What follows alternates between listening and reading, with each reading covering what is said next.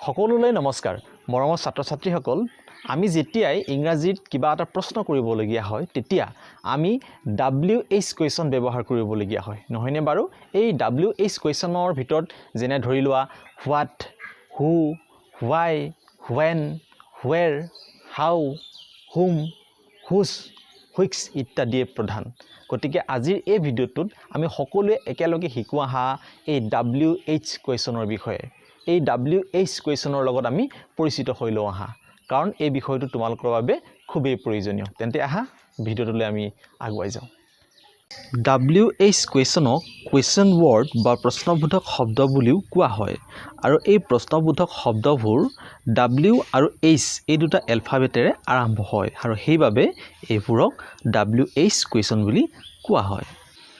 আমি প্ৰথমেই হোৱাটৰ বিষয়ে জানো আহা কিন্তু তাৰ আগতে তোমালোকে এক্সাম্পলটোলৈ মন কৰাচোন ইয়াত দিয়া আছে যে হোৱাট ইজ ইয়ৰ নেম উত্তৰত দিয়া আছে my name is Aimoni Kalita ইয়াত চোৱাচোন হোৱাট ইজ ইয়ৰ নেম বুলি কোৱাৰ লগে লগে তোমাৰ নামটো কি বুজাইছে নহয়নে বাৰু গতিকে ইয়াত এই হোৱাট শব্দটোৱে কি অৰ্থ প্ৰকাশ কৰিছে তাৰমানে আমি গম পালোঁ হোৱাট মানে কি এইবাৰ তোমালোকে চোৱা WHO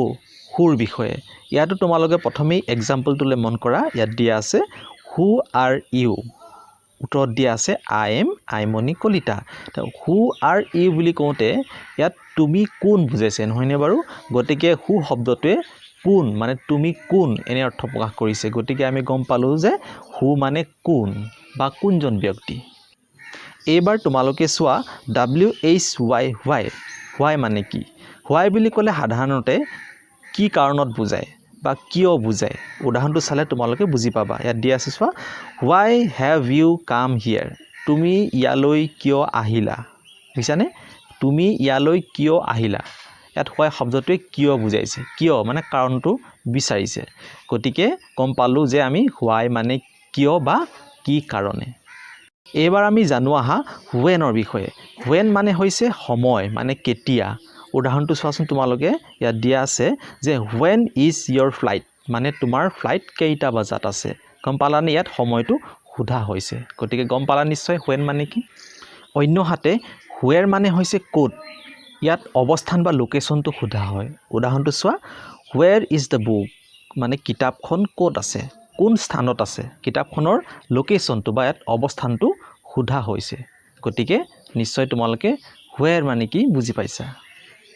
এইবাৰ তোমালোকে হাউ মানে কি চোৱাচোন হাউ মানে হৈছে কেনেকুৱা বা কিমান এনেকুৱা অৰ্থ প্ৰকাশ কৰে উদাহৰণটো চোৱা হাউ ইজ ইয়ৰ হেল্থ মানে তোমাৰ স্বাস্থ্য কেনেকুৱা গম পাইছা ইয়াত হাউ শব্দটোৱে এই বাক্যটোত কেনেকুৱা অৰ্থ প্ৰকাশ কৰিছে অন্যহাতে how many boys in the field এই বাক্যটোত হাউ শব্দটোৱে কিমানটা বুজাইছে মানে ফিল্ডত কিমানটা ল'ৰা আছে গতিকে নিশ্চয় গম পাইছা হাউ মানে হৈছে কেনেকুৱা বা কিমান এনে অৰ্থত হাউ ব্যৱহাৰ কৰা হয় অন্যহাতে WHOM হোম মানে হৈছে অবজেক্ট অফ দ্য ভাৰ্ব মানে ভাৰ্বৰ অবজেক্ট হয় মানে কাক এনে অৰ্থ প্ৰকাশ কৰে উদাহৰণটো চোৱাচোন whom do you prefer for this job মানে এই কৰ্মটোৰ কাৰণে তুমি কাক প্ৰিফাৰেঞ্চ দিব বিচৰা বা কাক তুমি সুযোগ দিব বিচৰা ইয়াত হোম শব্দটোৱে এই বাক্যটোত কাক এনে অৰ্থ প্ৰকাশ কৰিছে মানে কাক দিব বিচৰা তুমি এইবাৰ তোমালোকে চোৱা হুজ মানে হৈছে কাৰ এই শব্দটোত অধিকাৰ প্ৰতিফলিত হয় উদাহৰণটো চোৱাচোন ইয়াত দিয়া আছে হুজ কাৰ ইজ দিছ মানে এই গাড়ীখন কাৰ ইয়াত হুজ শব্দটোৱে কাৰ এনে অৰ্থ প্ৰকাশ কৰিছে মানে কাৰ হয় গাড়ীখন এইবাৰ আমি জানো আহা হুইক্সৰ বিষয়ে হুইক্স মানে হৈছে কোনটো বা কোনখন এক্সাম্পলটো চোৱা হুইক্স ইজ ইয়ৰ কাৰ মানে তোমাৰ গাড়ী কোনখন ইয়াত হুইক্স শব্দটোৱে কোনখন বা কোনটো এনে অৰ্থ প্ৰকাশ কৰিছে কেনে পালা ভিডিঅ'টো নিশ্চয় তোমালোকে ভাল পাইছা তোমালোকে এটা কাম কৰিবাচোন তোমালোকে এই WH কুৱেশ্যন ব্যৱহাৰ কৰি বিভিন্ন ধৰণৰ প্ৰশ্ন তোমালোকে বহিত লিখিবলৈ চেষ্টা কৰিবাচোন তেতিয়া তোমালোকে নিজকে মূল্যাংকন কৰিব পাৰিবা তেতিয়া গম পাবা যে মই কিমানখিনি পাৰিছোঁ কিমানখিনি পৰা নতুবা তোমালোকে এই ভিডিঅ'ৰ কমেণ্ট ছেকশ্যনত লিখি পেলাই মোক জনাব পাৰা আৰু তেন্তে আজিলৈ আহিছোঁ তোমালোকৰ পৰা মই ইমানতে বিদায় মাগিছোঁ অন্য এটা নতুন টপিকৰ ভিডিঅ' লৈ তোমালোকৰ মাজত খুব কম সময়ৰ ভিতৰত মই পুনৰ আহি আছোঁ তেতিয়ালৈকে বাই বাই